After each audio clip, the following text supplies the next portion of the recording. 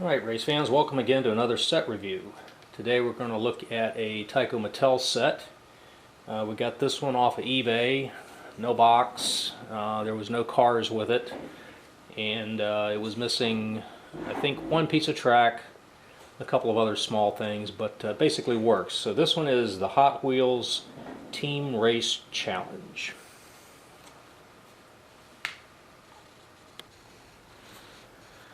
Okay, the key to this set was the computerized race center, as much as it would be considered a computer today. Had some interesting features, and we can talk about some of that. The controllers, you did have your typical speed trigger, and then this thing back here is what they called an action button. So when you pulled into the pits, you push the action button and got several things done in the pits. Alright, hopefully the screen will show up on the video well enough. Alright, you can select the number of laps that you want to do,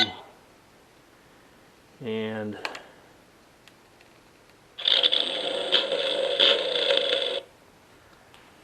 then it will start the race. Of course, if we have to put a car on first.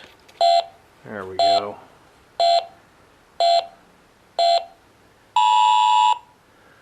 Alright, so if you had both cars on, then obviously you would both start. Once you progress through the race, there is a fuel indicator that will show that you're running out of fuel and you have to bring your car into the pits and refuel. And then there's indicators for tires, that you wear your tires out and you have to come in and get your tires changed. Alright, let's try to get a race set up here.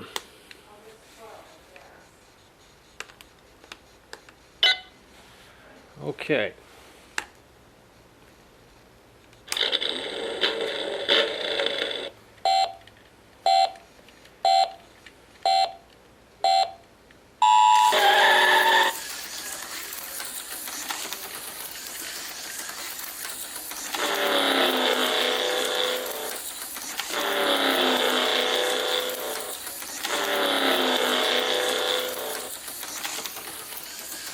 As you can see, it doesn't count every lap,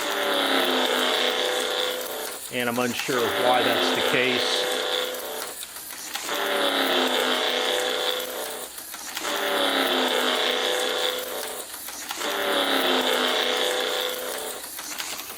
See, it missed a lap there.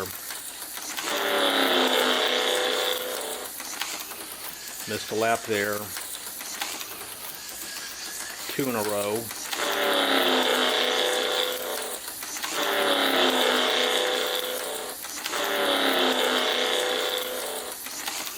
Missed another lap.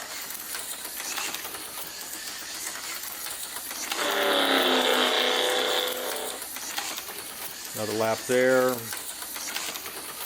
2 in a row it missed. 3 in a row it missed. 4 in a row it missed.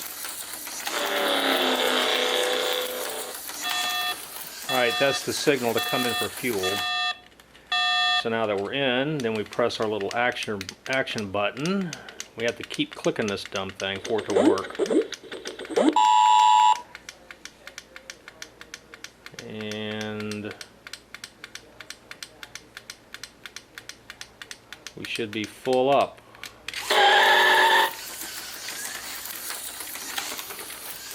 We have one tire worn down, so it's going to keep counting tires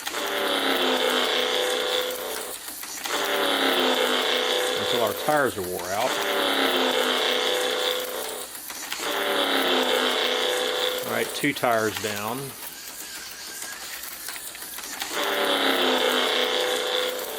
Keep missing laps, we'll never wear our tires out.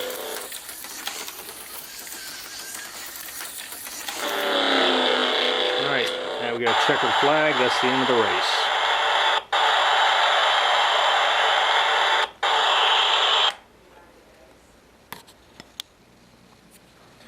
Okay, let's talk about some of the cars that I ran on the track.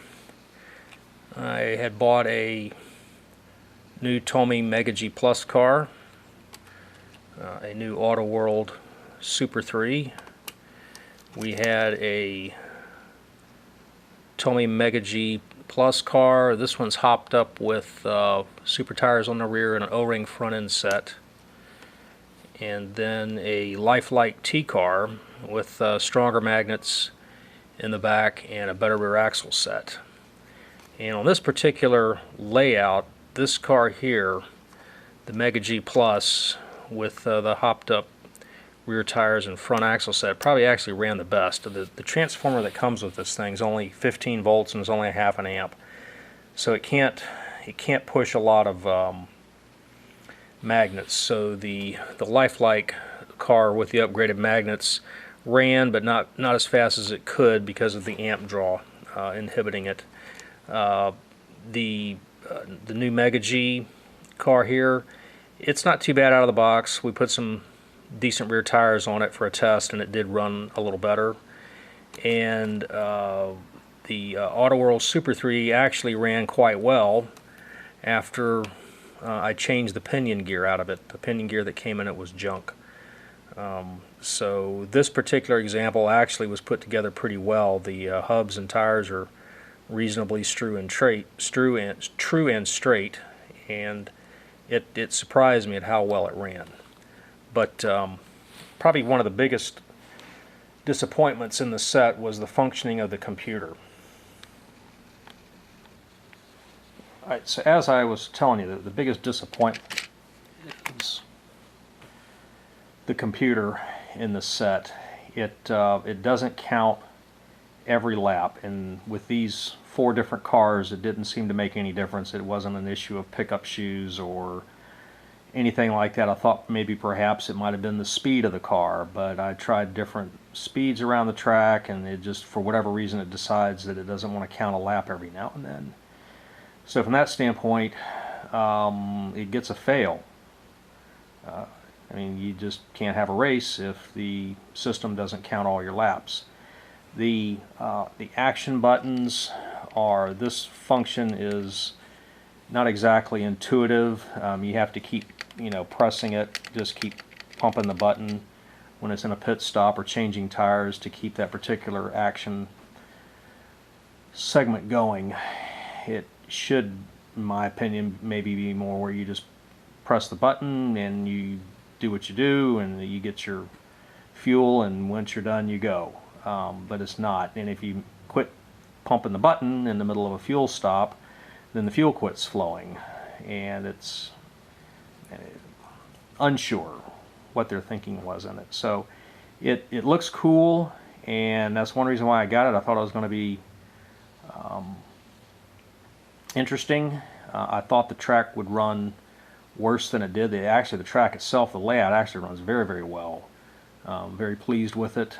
This particular set went together pretty well. A variety of cars ran on it.